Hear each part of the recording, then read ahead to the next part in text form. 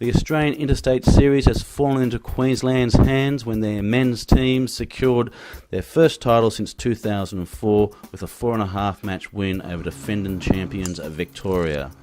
The series, which was held over 5 gruelling days at Oxley Golf Club just west of Brisbane, combined the cream of Australian amateur players as they did battles in both the formats of foursomes and individual match play encounters.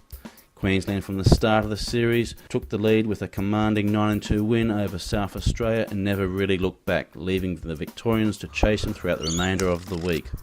New South Wales, who was casting a young team of Matt Steiger, Brett Jewett and Jake Hickenbottom, came in third place, with both Steiger and Jewett playing superb golf throughout the week.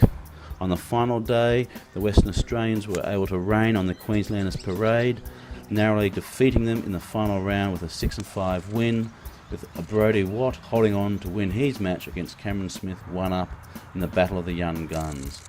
The Western Australians would finish in 4th place, with South Australia and Tasmania rounding out the lower order.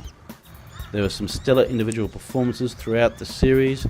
Rita Batasaga and Brett Rankin from Queensland were undefeated in their single matches, as was Victoria's Daniel Beckman, who was runner-up to Scott Arnold in the 2009 Australian Amateur and who was playing at Victoria's number 2, also did not lose a singles match.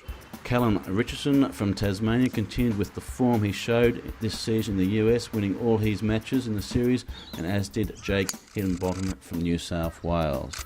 As with every interstate series, there is always the battle of Australia's main amateurs going head for head, and this series was no different.